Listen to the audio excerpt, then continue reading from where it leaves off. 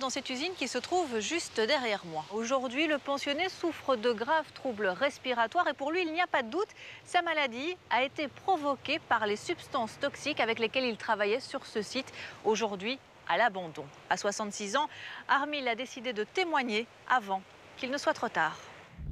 C'est fou, c'est fou, c'est fou, c'est fou ce que nous avons vécu là et que nous avons été trahis par notre direction. À 66 ans, Armil vit à Blankenberg avec Christine. Une retraite bien méritée après plus de 50 ans de carrière, dont 20 comme ouvrier dans une entreprise liégeoise. Un travail qui a changé sa vie. Je suis rentré là en 80, jusqu'à fin 99.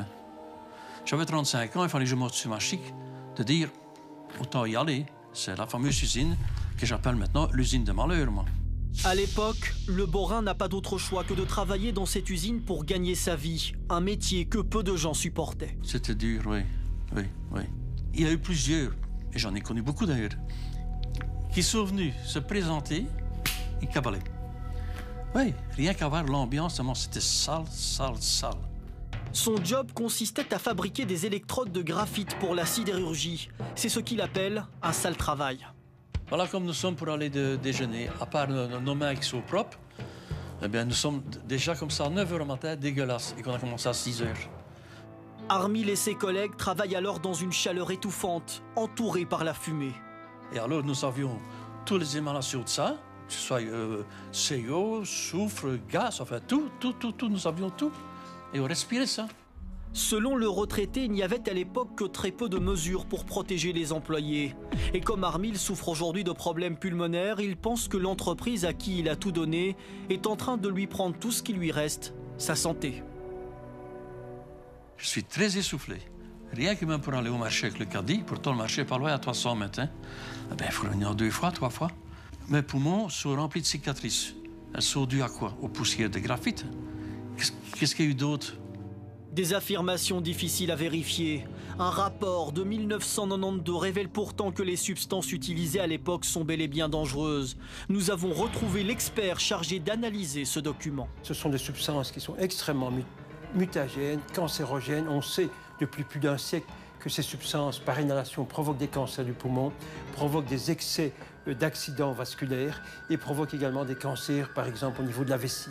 Et donc, ce sont des cancérogènes bien établis, très dangereux, qui nécessitent des niveaux d'exposition les plus bas possibles. Or, le rapport fait état de taux 1000 fois à 10 000 fois supérieurs aux normes sanitaires actuelles.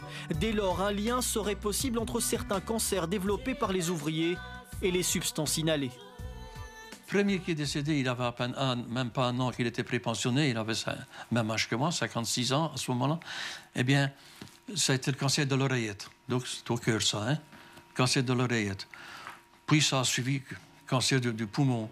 Puis, j'ai eu le copain Mario, cancer du poumon et d'autres, cancer du sang, des glandes aussi.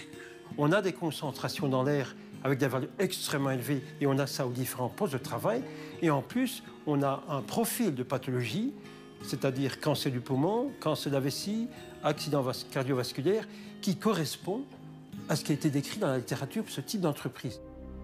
Quelle trace reste-t-il aujourd'hui de cette activité? Situé sur la commune d'Angy, le site est pratiquement à l'abandon. Il y a une société qui l'occupe, mais qui ne l'exploite pas, pour la simple et bonne raison que ce site a été reconnu comme site pollué et qu'avant qu'une quelconque nouvelle activité industrielle puisse s'implanter dessus, il faudra que le site soit réhabilité. À en croire le bourgmestre, il n'y a pas de danger tant que le site n'est pas fréquenté. Pour le réhabiliter en revanche, c'est aujourd'hui au pouvoir public d'assumer. Or, l'industrialisation massive de cette région depuis le 19e siècle a laissé un lourd héritage. Ces terrains sont dépollués au jour le jour en fonction des moyens disponibles, avec une priorisation qui est faite aux cas les plus problématiques.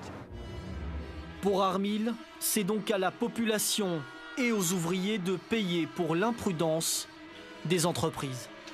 Sur les 150 ouvriers, disons restants, les 45-50 au moins sont décédés. Et tout ça, on ne sait pas le nombre d'intérims qui sont venus travailler, faire leur sale travail chez nous autres, quand il y avait des débordements. Tous les jeunes étudiants qui sont venus, parce que tout le monde n'a pas une santé de fer, se pouvaient faire un regroupement de tous ces gens-là. je ne vous dis pas, on en trouverait des morts.